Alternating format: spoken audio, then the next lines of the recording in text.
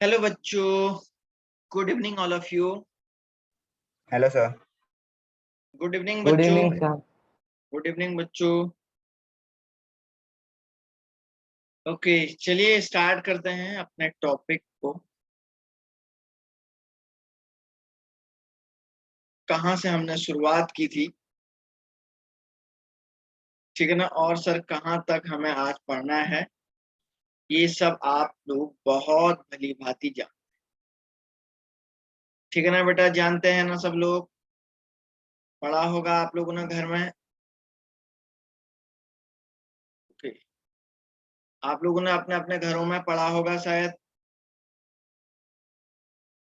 तो बच्चों वही स्ट्रक्चर ऑफ एटम का हम लोग जो है लेक्चर की तरफ बढ़ते जाते हैं। देखिए कौन सा लेक्चर हमने कहाँ तक पढ़ा हुआ था। हमने जो है, ठीक है ना, एटॉमिक नंबर तक पढ़ लिया। एटॉमिक नंबर पढ़ लिया था क्या आप लोगों ने, बोलो। Yes Yes, sir. sir. Yes sir. Yes sir. Okay sir, आज आगे बढ़ने की कोशिश करते हैं बच्चों। देखिए यहाँ पे ये वाला टॉपिक भी हो गया। आज हम लोग मास नंबर की बात कर रहे हैं। तो देखो मैंने आपको बताया था एटॉमिक नंबर को हम लोग क्या बोलते हैं सर। एटॉमिक नंबर को आप क्या बोलते हैं, जेड से इंडिकेट करते हैं, है ना। और मास नंबर को आप काई से इंडिकेट करते हो बच्चों।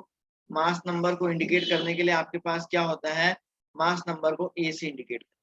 सपोज एक्स कोई एक एलिमेंट है ना, एक्स, तो उसका एटॉमिक नंबर यहाँ पे लिखा जाता है और मास नंबर उसका यहाँ पे लिखा जाता है। समझ में आई बात क्या। जैसे मैंने कहा आपको सोडियम 11, तो सोडियम 11 और इसका मास नंबर 23, तो आप समझ जाइए ये आपका 11 इसका एटॉमिक नंबर है और 23 इसका क्या है बच्चों, मास नंबर है। ठीक है ना, समझ में आई बात क्या, कोई दिक्कत तो नहीं है ना। तो the mass number of an atom mostly localised to the nucleus. Nucleus के अंदर ही जो है actually mass number, basically mass जो होता है, मैग्नीट्यूड ऑफ मास होता है, वो बेसिकली न्यूक्लियस पे ही डिपेंड करता है। Because an electron has a negligible, electron basically negligible होता है, न्यूट्रॉन और प्रोटॉन के मास पे ही बेसिकली एटम का मास डिपेंड करता है। Mass related to that of a proton or neutron, the mass number is calculated by the sum of number of proton plus neutron. तो A is equal to क्या हो जाएगा, number of proton plus number of क्या हो जाएगा बच्चों, number of क्या हो जाएगा, न्यूट्रॉन। दोनों का जो समीशन होगा ना सर, इसी को तो हम मास नंबर से बोलते हैं। यहाँ पे लिखा हुआ है, आप बहुत अच्छे से समझ सकते हैं। अब देखो, number of electron is equal to क्या होता है, number of electron is equal to क्या होता है, नंबर ऑफ प्रोटॉन भी होता है। सर इज इक्वल टू क्या होता है, एटॉमिक नंबर। किसी एटम का जितना ज्यादा जो एटॉमिक नंबर होगा ना, जो एटॉमिक नंबर होगा उसी में उतने ही नंबर ऑफ इलेक्ट्रॉन होंगे, या हम बोलेंगे सर उसमें उतने ही नंबर ऑफ प्रोटॉन भी होंगे। आए रे समझ में बालको, बोलो। Yes, sir. ओके, तो चलिए सर आगे बढ़ने की कोशिश करते हैं, ठीक है ना। कोई डाउट अगर किसी को आता है तो पूछ सकता है।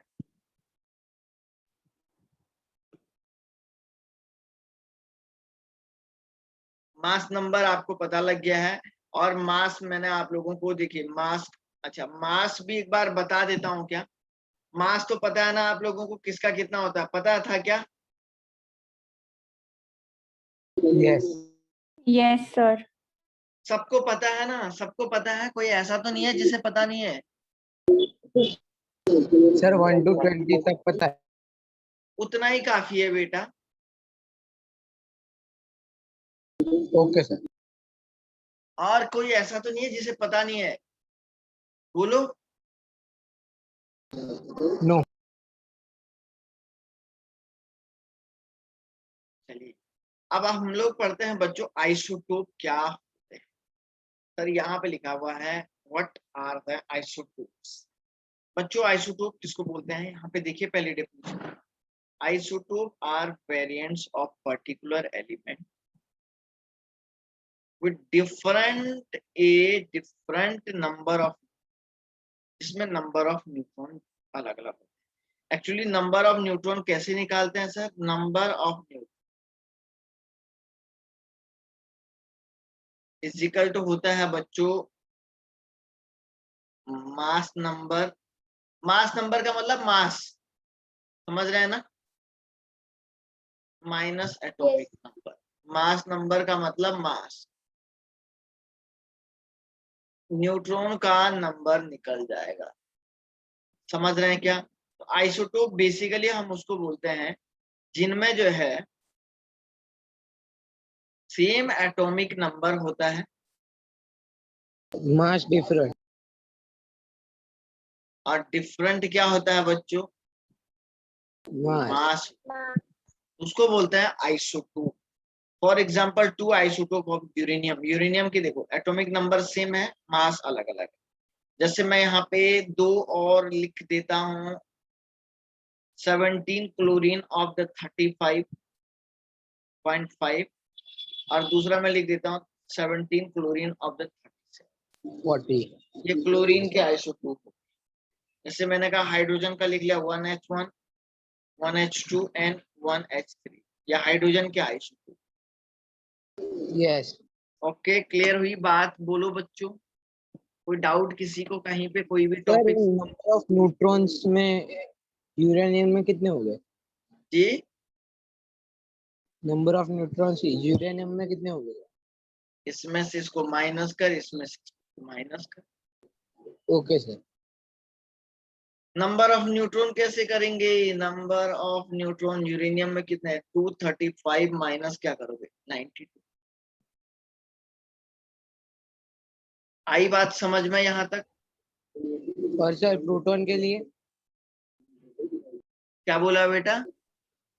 प्रोटॉन तो सर वो एटॉमिक नंबर प्रोटॉन ही तो हुआ. 92 दिया ही है ना। यस यस यस, हाँ. बिल्कुल दिया है बच्चों, ओके. बिल्कुल दिया हुआ है। Okay, what are the isobars? Notes भी बना सकते हैं, बढ़िया से लिखा हुआ है आपके सामने। Isobar are the element that have the same number of nucleons. Nucleons का मतलब number of neutron and protons हम कह रहे हैं, ठीक है ना। कहने का मतलब है कि सर आइसोबार्स हम लोग किसको बोलते हैं? न्यूक्लियॉन सेम नंबर भी होंगे और या मैं बोलूंगा same mass number but different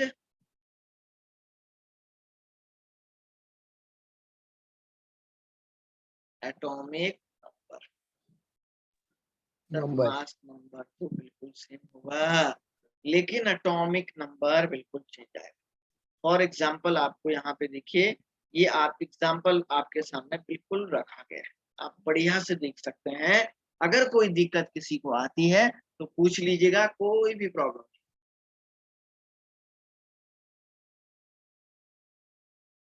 हो जाएगा रे बच्चों? Yes sir. यस। किसी बालक को अगर कोई बात पूछनी है तो ईमानदारी से ऑनेस्टली पूछ लीजिए।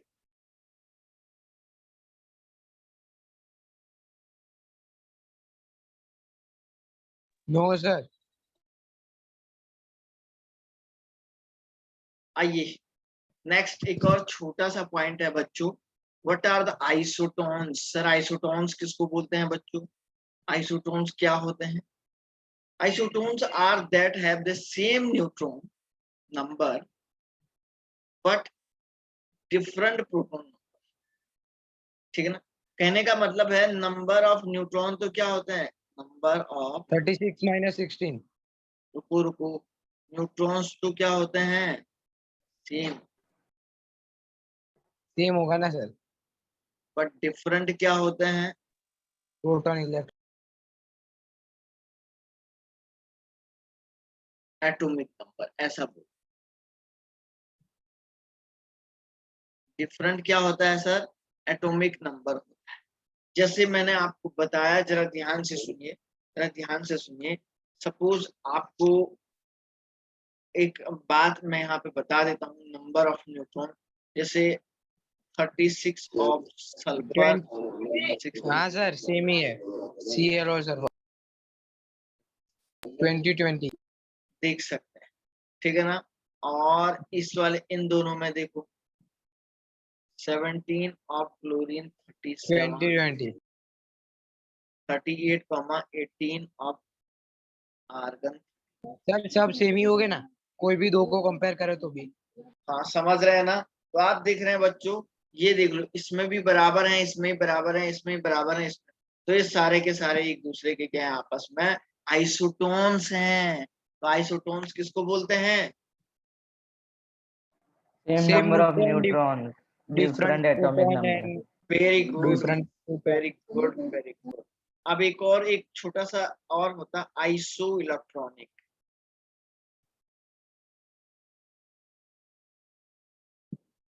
आइसो इलेक्ट्रॉनिक किसको बोलते हैं? देखो रे बच्चों, आइसो इलेक्ट्रॉनिक का मतलब होता है same number of electron. Electron, proton, neutron different. और सेम नंबर ऑफ इलेक्ट्रॉन जिसमें हो गया, वो आपके आइसो इलेक्ट्रॉनिक। समझे क्या? अब इलेक्ट्रॉन हम यस निकालना पीरियोडिक टेबल में सीखेंगे। Okay sir.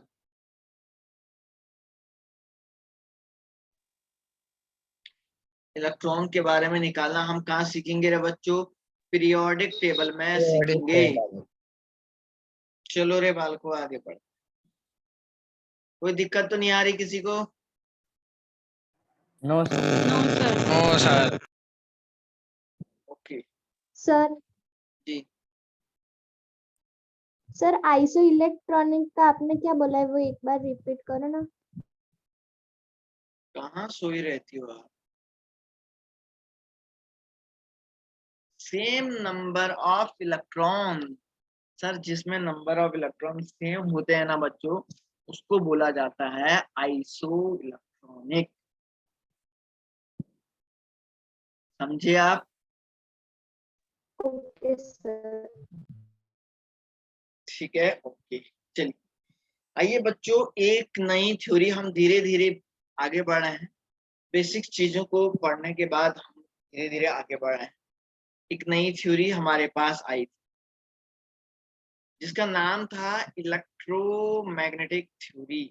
According to this theory, electromagnetic theory मतलब, इलेक्ट्रोमैग्नेटिक का मतलब होता है कि जिसमें आप देख रहे हैं इलेक्ट्रिसिटी और मैग्नेटिक इफेक्ट दोनों। समझ रहे हैं? इलेक्ट्रिक फील्ड और मैग्नेटिक फील्ड दोनों का इफेक्ट होगा। तो उस टाइप की थ्योरी को हम पढ़ने जा रहे हैं। समझ रहे हैं क्या? इलेक्ट्रिक फील्ड और मैग्नेटिक फील्ड जिसमें दोनों का क्या होगा? इफेक्ट। ठीक है ना सर? दोनों का इसमें इफेक्ट होगा, तो उसको आप लोग क्या बोलेंगे? इलेक्ट्रोमैग्नेटिक थ्योरी बोलेंगे।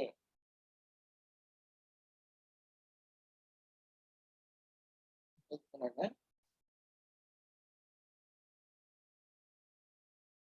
ओके, आवाज आ रहा है ना मेरा? आवाज आ रहा है बेटा मेरा? स्टूडेंट मेरा आवाज आ रहा है या नहीं आ रहा है? से यस और नो।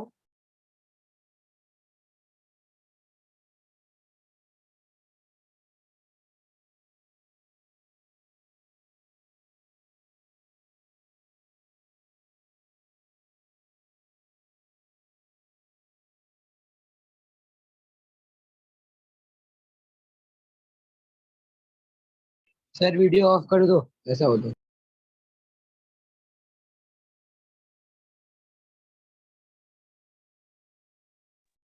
क्लियर है?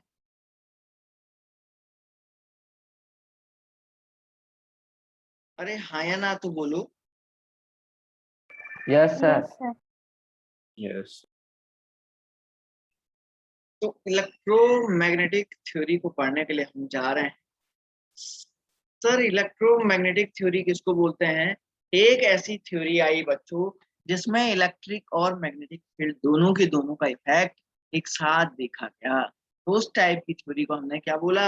इलेक्ट्रोमैग्नेटिक थ्योरी बोला। तो इस थ्योरी ने क्या बोला, क्या क्या बातें बोली थी? हमने तो इसका नाम इलेक्ट्रोमैग्नेटिक बोल दिया, लेकिन सर इस थ्योरी में क्या क्या काम था, क्या क्या हुआ था, उसके बारे में तो बताओ। इस थ्योरी में क्या बोला गया? अकॉर्डिंग टू दिस थ्योरी, इनने कहा कि एनर्जी इज इमिटेड और absorbed continuously in the form of radiant energy. इनने एक बात बताई कि बच्चों किसी भी सोर्स से एनर्जी को हम जो है किसी भी सोर्स से एनर्जी को हम इमिट और एब्जॉर्ब करते हैं ओनली रेडिएंट एनर्जी के फॉर्म में हम लोग क्या करते हैं रेडिएशन जिसको बोल रहे हैं रेडिएंट एनर्जी का मतलब क्या होता है रेडिएशन वाली एनर्जी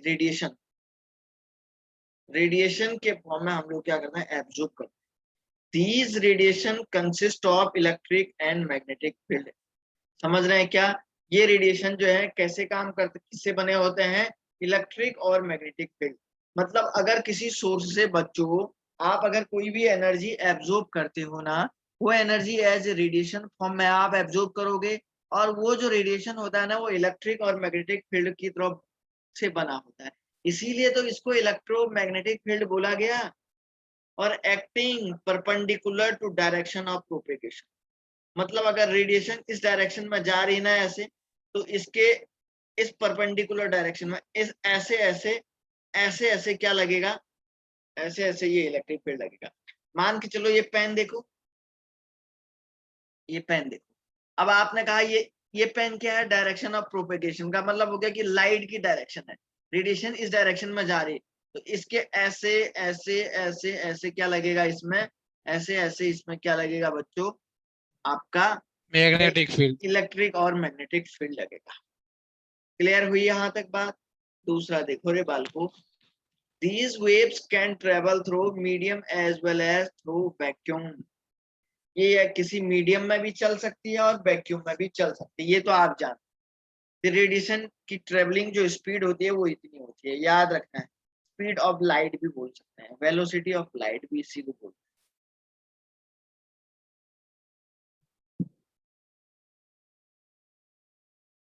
समझा रहे बच्चों बोलो रे समझा रहे क्या आप लोग yes sir Yes, sir. Yes. Very good बालको चलो आगे देखते हैं सर कहानी क्या थी अब देखो का ये जो है यहाँ पे देखिए डायग्राम देखिए यहाँ से ये क्या है आपका डायरेक्शन ये सोर्स है बच्चों ये क्या है दिस इज द सोर्स यहाँ से लाइट जनरेट हो रही है तो ये जो सीधी लाइन है ना ये डायरेक्शन ऑफ प्रोपेगेशन है ठीक है ना ये आपका क्या है प्रोपेगेशन की डायरेक्शन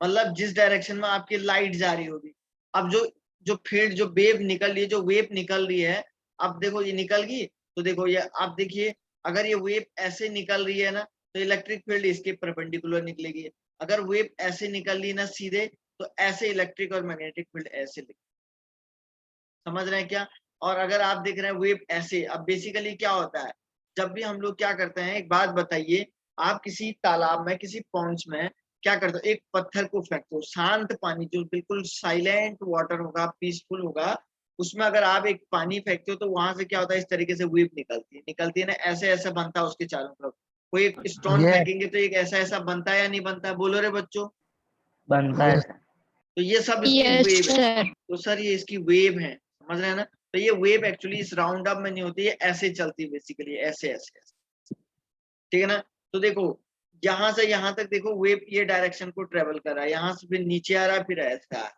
ठीक है ना तो आप देख रहे हैं ये वेव की इस तरीके से डायरेक्शन होती है ठीक है ना चलो एक और डायग्राम आपको दिखाता हूँ आगे अरे ऊपर कौन सा है साइन समझाता हूँ रुक जा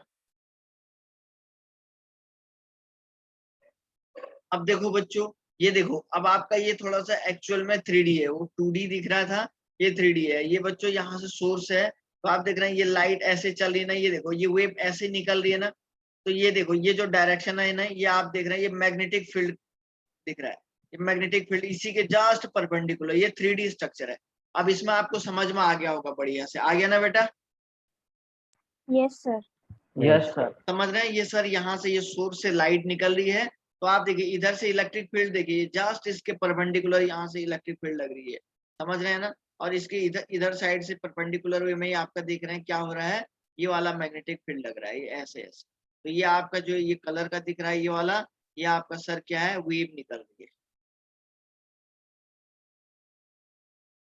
समझ रहे हैं अब देखो वेव यहाँ से मैक्सिमम डिस्टेंस ये ट्रेवल कर रही है समझ रहे हैं यहाँ से यहाँ तो यहाँ से एक वेव के मैक्सिमम डिस्टेंस यहाँ से यहाँ तक की, और दूसरी वेव इधर से निकल रही है और ये डिस्टेंस ट्रेवल करे, तो इन दोनों की जो डिस्टेंस होती है ना, इसको बोलते हैं वेवलेंथ।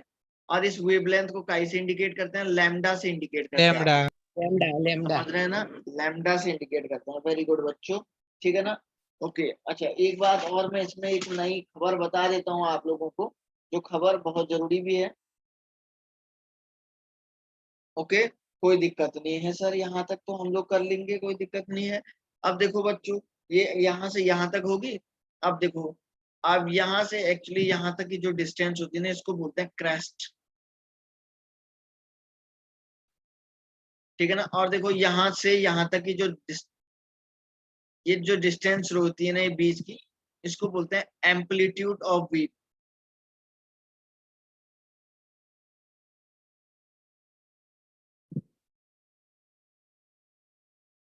ठीक है ना, एम्पलीट्यूड ऑफ वेव इसको बोलते हैं, ठीक है ना। ओके, अब इसमें हमारे पास ये हो जाएगा, कोई दिक्कत नहीं है सर, यहाँ तक हम लोग इसको कर लेंगे। सॉरी सॉरी, एक मिनट है।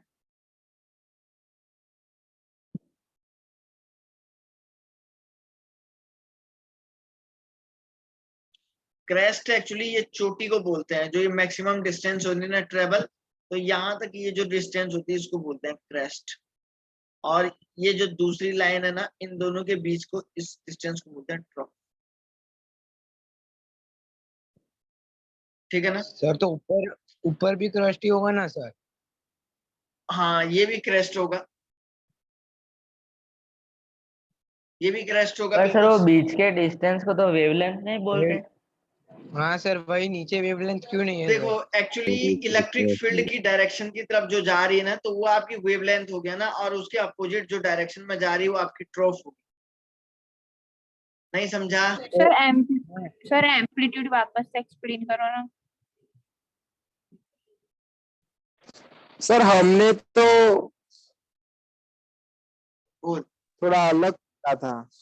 बोल, क्या पढ़ा था, बोल शाबाश।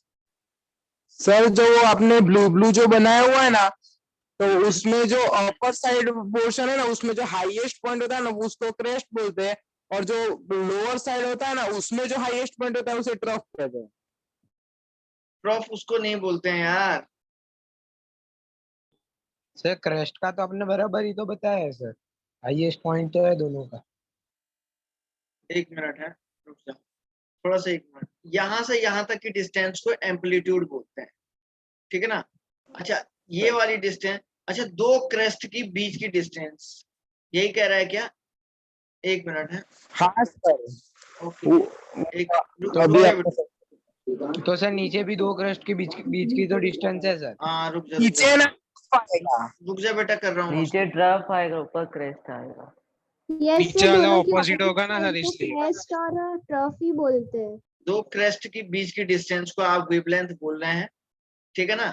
और यहाँ तक आप देखिए, ट्रफ। हाँ वो भी वेवलेंथ ही होगी ना सर? हाँ, हाँ सर, ये भी वेवलेंथ। ऐसा रहेगा, ठीक है। और ये आंसर आपका एम्पलीट्यूड हो गया, ठीक है। अब ये वेव ऐसे निकल रही है सर, इसके इस डायरेक्शन में आप देख रहे हैं, ये आपका मैग्नेटिक फील्ड है, ये सोर्स है। तो आपने देखा किसी पॉन्ड में आपने क्या किया, किसी पॉन्ड में आपने क्या किया बच्चों, एक स्टोन फेंका तो इसके चारों तरफ से इस तरीके से वेव निकलती है, ठीक है ना। ऐसे राउंड अप वाली वेव निकलती है, ठीक है ना। तो ये वेव जो है जितनी ज्यादा दूर तक जा सकती है, तो आप देख रहे हैं, तो एक वेव जो है एक्चुअल में इस वे में निकलती है, समझ रहे हैं ना। एक वेव का एक्चुअली निकलने का डायरेक्शन ऐसे होता है, बिल्कुल क्लियर हुई बात। सर वो ट्रफ दोनों के बीच का डिस्टेंस वेवलेंथ ही होगा ना सर? हाँ हाँ बिल्कुल बिल्कुल, बिल्कुल सही कह रहा है। ओके, हाँ सर। देखो सर आगे, सर आप पढ़ते हैं यहाँ पे वेवलेंथ, ठीक है ना।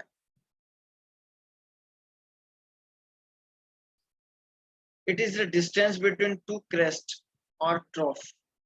क्रेस्ट और ट्रफ के बीच की जो डिस्टेंस होती है, इसको हमने बोला वेवलेंथ बोल दिया, ठीक है ना। दो क्रेस्ट और दो ट्रफ के बीच की जो डिस्टेंस है बच्चों, इसको हम लोगों ने क्या नाम बोला सर? इसको हमने ये बोला। तो वेवलेंथ को हम बेसिकली या तो पिकोमीटर में, नैनोमीटर में, ठीक है ना। यहाँ पे थोड़ा गड़बड़ कर दिया ये, 1 nanometre 10 to 1 the power, angstrom होगा ना सर नीचे? ये सर है ना सर, इसमें हम लोग ऐसे काउंट करते हैं। क्लियर हुई बात? क्या सर, वो क्या किया आपने? 1 picometre is equal to 10 to the power minus 12 metre, 9 metre, और ये एंगस्ट्रॉम है, हाँ सर, आ गया फिजिक्स। और इसको हम लोग लैम्डा से इंडिकेट करते हैं। ठीक है बेटा, इसको हम लोग काई से इंडिकेट कर रहे हैं सर? हम लोग इसको जो है लैम्डा से इंडिकेट कर रहे हैं। दूसरा देखिए, frequency, number of waves produce in Producing 1 second, मतलब ये कोई सोर्स है, ये कोई सोर्स है, इस सोर्स से 1 सेकेंड में जितनी वेव निकलेंगे ना, उसको हम क्या बोलेंगे सर? इसका क्या हो जाएगा? वो इसकी फ्रीक्वेंसी होगा। फ्रीक्वेंसी। सर ये जो फ्रीक्वेंसी है ना, इसकी यूनिट आप सेकंड हर्ट्ज, और इसको हम कैसे इंडिकेट करते हैं? ऐसे म्यू बोलते हैं इसको, है ना, न्यू बोलते हैं, न्यू।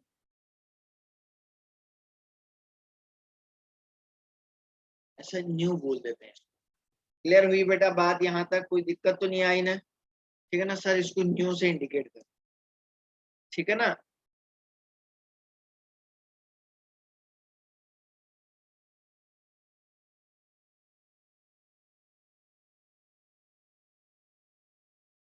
सर अब आपका क्या हो जाएगा, इधर देखिए,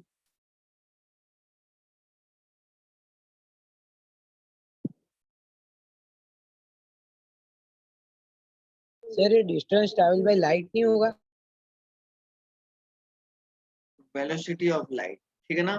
हाँ, ये लाइट की वेलोसिटी है, ठीक है ना? तो ये जो वेलोसिटी वैल्यू होती है 3 into 10 to the power 8 metre पर second. Amplitude, maximum displacement of particle from it means position, है ना? मतलब कितना डिस्प्लेसमेंट, कितना ऊपर जा रहा है, कितना डिस्प्लेसमेंट हो रहा है। तो यहाँ से यहाँ तक की जो डिस्टेंस आ रही है, that is the amplitude, metre centimetre. Wave number nu bar से इंडिकेट करते हैं, ठीक है ना? Number nu bar is equal to क्या होता है बच्चों? 1 अपॉन लैम्डा होता है, ठीक है ना? Nu bar is equal to आपका क्या हो जाता है? 1 अपॉन लैम्डा होता है, या मैं इसको ऐसे लिख सकता हूँ, nu bar is equal to 1 upon lambda is equal to, मैं इसको या तो ऐसे भी लिख सकता हूँ, और या मैं इसको एक दूसरे लैंग्वेज में और लिखता हूँ, सी अपॉन लैम्डा भी लिख सकता हूँ, ठीक है ना? चलिए मैं इसको समझाता हूँ सर, ये मैंने कैसे। वेलोसिटी इज इक्वल टू होता है, वेलोसिटी एक्चुअली हम लोग कैसे इंडिकेट करते हैं? सी इज इक्वल टू, सी से मैं इसको इंडिकेट करता हूँ, ये न्यू इंटू लैम्डा होता है। एक्चुअली क्या होता है ना, यहाँ पे एक्चुअली, एक मिनट है,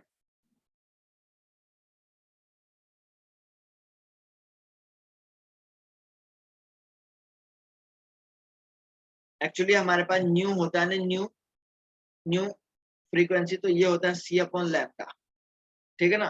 तो बेसिकली मैं इसको सी अपॉन लैम्डा इस तरीके से लिख देता हूँ। अब देखो भाई, यहाँ से सर ये हो जाएगा इसको, तो सी इज इक्वल टू मैं क्या लिख सकता हूँ? Velocity of light is equal to lambda into nu, ऐसा भी लिख सकता हूँ, ठीक है ना? इसको ऐसे लिख ली, ठीक है बेटा, हो जाएगा?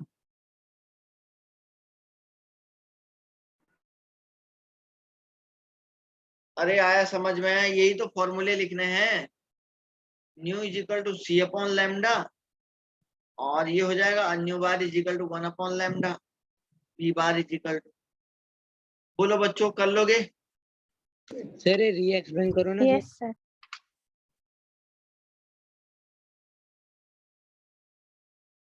देखो, nu V bar is equal to क्या होता है? 1 upon lambda, nu is equal to होता है बच्चों सी अपॉन लैम्डा, बस यही तो दो फॉर्मूले हैं इसमें। बता, ये वी मत वी लिख क्या लिखा है सर? ये वी बार वेव नंबर,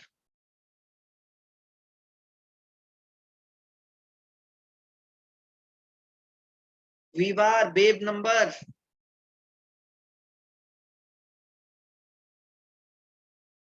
नहीं समझा रहे बच्चा? नहीं सर, एक बार समझा दो। सर हम्म, सर ये सी स्पीड ऑफ लाइट है ना? हाँ जी, ओके सर। अरे मैंने कहा कि जो वेव नंबर होता है ना बी बार, इसका फॉर्मूला होता है 1/लैम्डा। समझ रहा है? यस। और हमारे पास फ्रीक्वेंसी होती है, फ्रीक्वेंसी क्या होती है सर? न्यू। तो न्यू इज इक्वल टू क्या होता है? C/लैम्डा। ऐसे लिखना है। और तो मैं न्यू इज इक्वल टू ऐसे लिख सकता हूँ ना, C इंटू 1/लैम्डा। तो is equal to C into 1/लैम्डा को क्या लिखूंगा? B bar. Nu is equal to ऐसे भी लिख सकता हूं। देख लो भाई, अगर किसी को कोई बात अगर कहनी है तो बोल सकते। No sir. ओके, अब तो बच्चों इसमें न्यूमेरिकल हम लोगों को देखना है।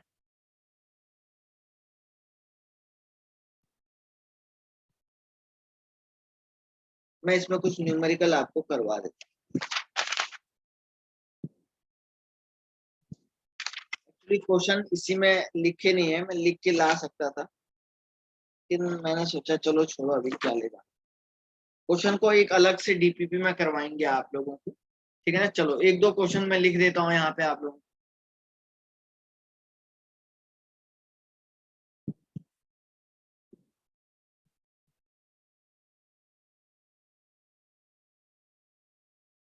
क्वेश्चन नंबर 1 क्या है बच्चों?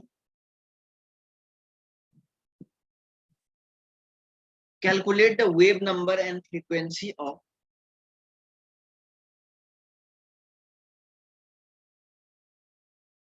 calculate the wave number and frequency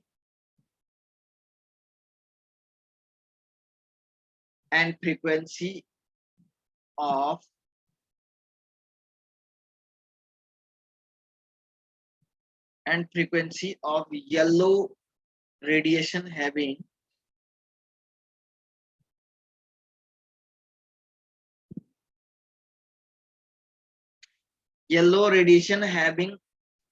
wavelength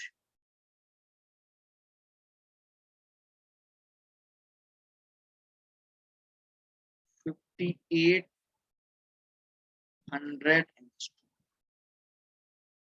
समझ रहे हैं क्या? आपसे क्या कह रहा है? Calculate the wavelength and frequency of yellow radiation having wavelength of the 58 angstrom. जरा करो तो इसको सॉल्व।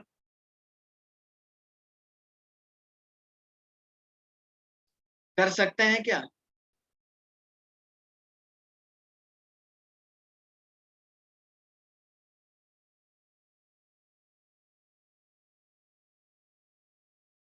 बच्चों कर सकते हो? हाँ या ना तो बोलो।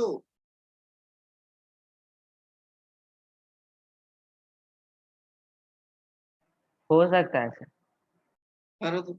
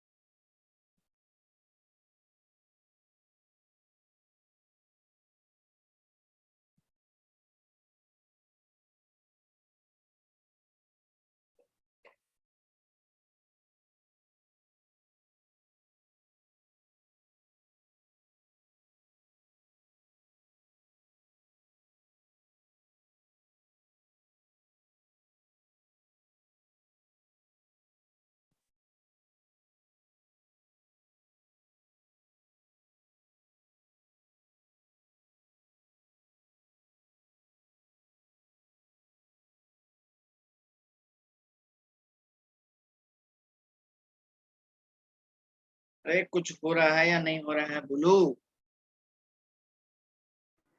सर वेव नंबर तो 0.01 इंटू 10⁸ आया है। सब लोग निकालो हैं, सबका अपना अपना आंसर लिख लो तो मैं समझ जाऊंगा, फिर उसके बाद आपको खुद ही पता लग जाएगा कि रॉन्ग है या राइट है।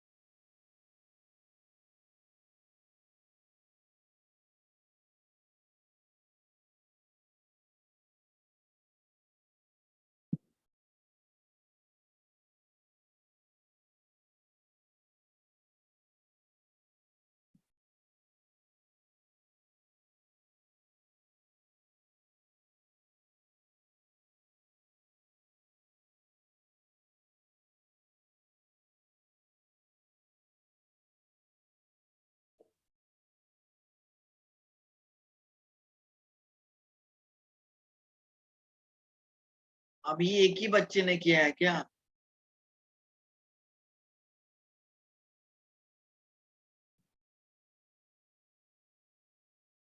करो तो बेटा जल्दी।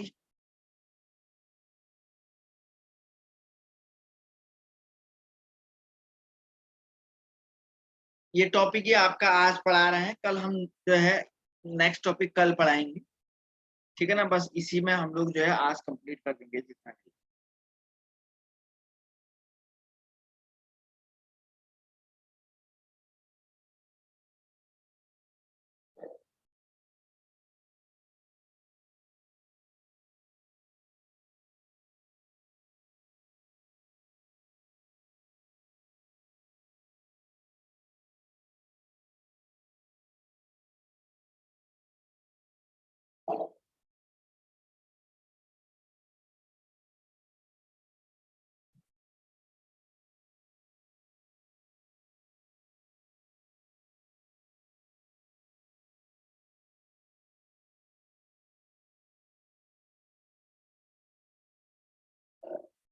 दो बच्चों ने दिए अभी तक।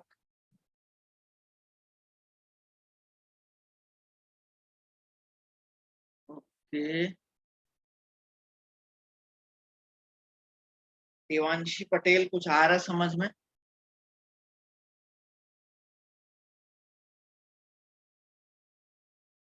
Devanshi, Yes, sir.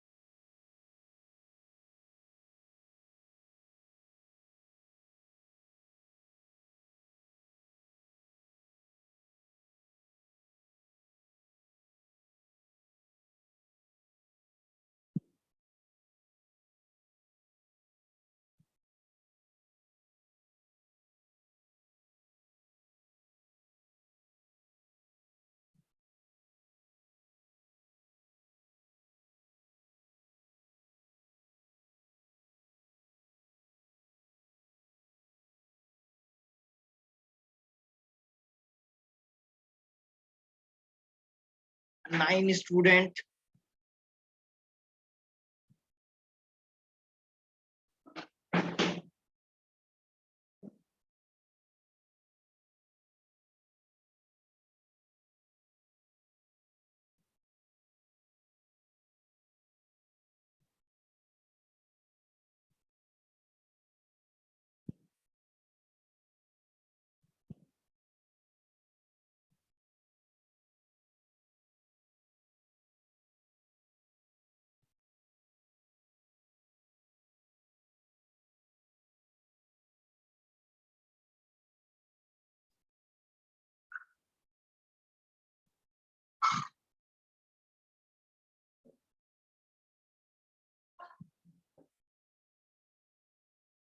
Okay okay, कर दिया होगा शायद सभी ने। बड़ी स्लो कर रहे हैं यार आप लोग।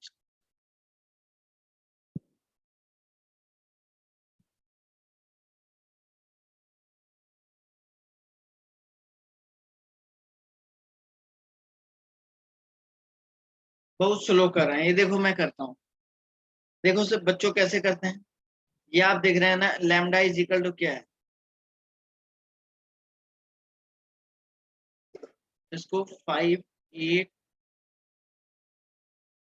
-10 मीटर ऐसा करिए इसको, ठीक है ना। सर देखो लैम्डा इज इक्वल टू क्या हो जाएगा। अब देखो हमें वेव नंबर निकालना है, तो वेव नंबर कैसे निकलेगा सर? वेव नंबर ऐसे निकलेगा, देखो v bar is equal to 1 upon lambda, 1 upon 3800 into 10⁻⁴। तो ये करीब करीब कितना हुआ, ये आएगा 1.72 इंटू 10⁻⁴। ये आपका ऐसा है, ठीक है ना। अब सर फ्रीक्वेंसी निकाल,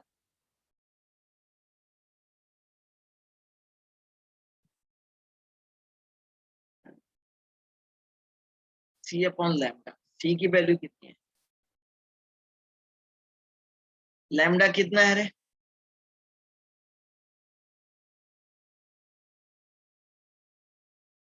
तो ये ओवरऑल 5.17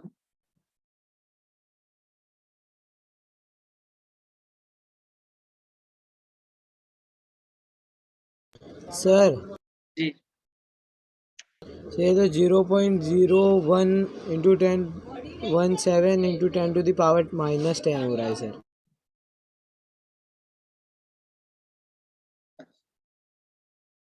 ये -10 आ रहा है क्या? -6 आ रहा होगा यार सर।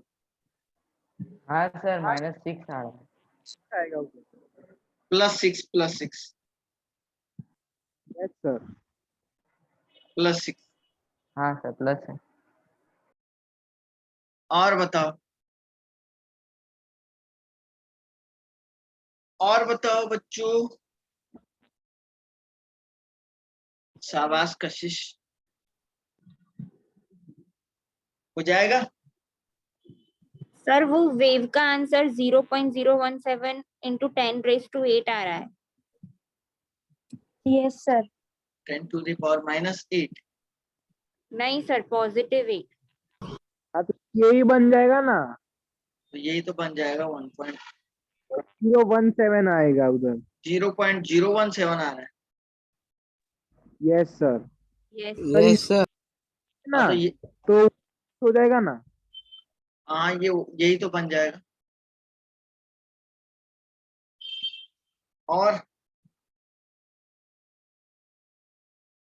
और बोलो बच्चों, हो गया। Yes sir.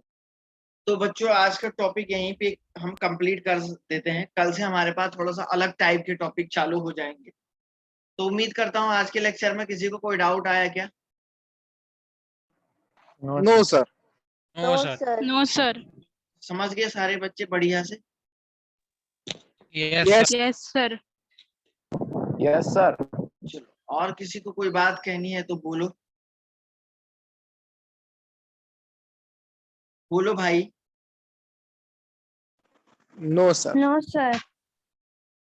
ओके, चलिए बच्चों, मिलते हैं कल आप लोगों से नेक्स्ट लेक्चर, ठीक है ना? सर हम्म, सर एग्जाम होगी संडे को? ये तो आप पूछना यार सर कुछ। सर बोल रहे हैं कि आपको पूछे, ऐसा आप रखो तो ऐसा। देना चाहते हो क्या मोल कंसेप्ट का पेपर? आपकी मर्जी सर। तैयारी है? कर देंगे सर। नहीं है सर तैयारी तो। चलो बात करूंगा मैं शाम को उनसे, ठीक है ना? हाँ सर। चलो ओके बच्चों, Bye, sir. Sir bye. Bye bye. Bye sir.